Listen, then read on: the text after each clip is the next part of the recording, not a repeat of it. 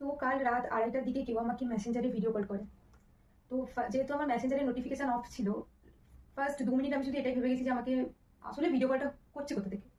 তো আচমকাই ঘুম ভেঙে যায়, এত জোরে আওয়াজ হচ্ছিল, যেহেতু ফোন সাইলেন্ট ছিল না। আমি ফোনটা কাটার পরে তার ঠিক 3 মিনিট পর, 3 কি 5 মিনিট পর আমাকে আবার ভিডিও কল করা হয়। ভিডিও কল, কিন্তু অডিও কল নয়, ভিডিও কল। আমি আবার কেটে আইডিটা ব্লক করি। তার ঠিক আধা ঘন্টা পর আমাকে আবার একটা ফেক অ্যাকাউন্ট, মানে ওরই কোনো নতুন অ্যাকাউন্ট, আমি জানি না কি, আবার আমাকে ভিডিও কল সরি আমাকে মেসেজ করে যেন তাই বলা হয় যে এমন তেমন লিটারালি থ্রেট দেওয়া হয়, যেন মনে হচ্ছিল যে মানে আমি যদি কথা না বলি ওর সাথে তো কিছু একটা করে দেবে বা কিছু, এরকম একটা থ্রেট টাইপ দেওয়া হচ্ছিল। তো আমি আবার ব্লক করি। তো আমি তো আর তার সাথে মুখ লাগাইনি, আমি কোনো মেসেজে রিপ্লাই করিও নি। তো ভিডিওটা আমার তার উদ্দেশ্যেই বানানো। তো আশা করি তুমি তো ভিডিওটা দেখবে। তো আমি একটা কথাই তোমায় বলে রাখি যে ওইসব থ্রেট দিয়ে কোনো লাভ নেই। কারণ তুমি এইটুকু এক্সপেক্ট করবো না যে আমি তোমায় মেসেজ করবো বা আমি তোমার সাথে কথা বলবো। আমি খুব ভদ্রভাবেই তোমায় বলছি যে এমনটা করো না। আর এটুকু কমন সেন্স রাখো নিজের মধ্যে যে কাউকে রাত 2:30 3টের দিকে ভিডিও কল করছো, তাও একটা অচেনা মেয়েকে, না আমি তোমার রিলেটিভের মধ্যে না কিছু।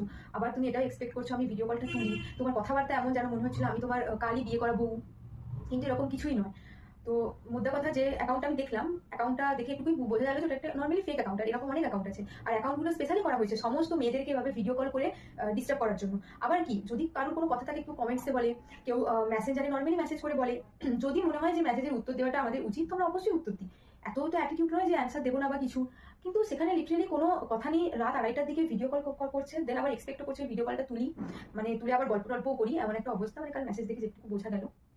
তো একটাই রিকোয়েস্ট, প্লিজ করো না, কোনো মেয়েকে এভাবে ডিস্টার্ব করো না। কারণ কি বলতো, এটা করাটা ঠিক নয়। তোমার বাড়িতেও নিশ্চয়ই তোমার বোন থাকবে, বোন বা তোমার মা অবশ্যই থাকে আছে।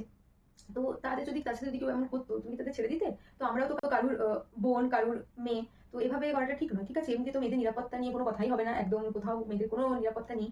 তো প্লিজ করো না, একটু রেসপেক্ট করো মেয়েদের। আর আমার সাথে এসব হয় না আমি জানি, শুধুমাত্র আমার সাথে হয়ও না, অনেক মেয়ে আছে যাদের সাথে এরকম কিছু হচ্ছে দিন দিন। তো প্লিজ এমন করো না কিছু, এটা আমার রিকোয়েস্ট।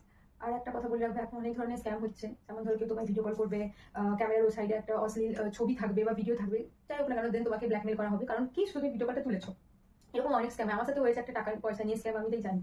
তো তাই একটাই রিকোয়েস্ট করবো সবাইকে, কোনো অচেনা নাম্বারে যদি কোনো ভিডিও কল আসে বা নর্মাল অডিও কলও আসে, তো আর কোনো দরকার নেই, একদম কেটে নর্মালি ব্লক করে দাও। কারণ এত স্ক্যাম হচ্ছে যে ওইসব স্ক্যাম একদম ফালতু জিনিস। আর যেই ওই কাজগুলো করে থাকুক না কেন, প্লিজ করো না। আর ব্যাস এই ছিল কথা, আর কিছুই নয়। সবাই ভালো থেকো, সুস্থ থাকো, আর সতর্ক থাকো অবশ্যই। আর একটা কথা, আমি আমার আগের যে ফেসবুক আইডি ছিল ওটা ডিলিট হয়ে গেছে পার্মানেন্টলি, ইনস্টার ফেসবুক আইডি। তাই যারা আমাকে মেসেজ করে বারবার বলছো যে আমি নাকি তাদের ব্লক করে দিয়েছি, আসলে এটা একদমই নয়। আমি কাউকে ব্লক করিনি, কেন করবো বলো? কি রাগ আমার তোমাদের প্রতি, কোনো রাগ নেই গো।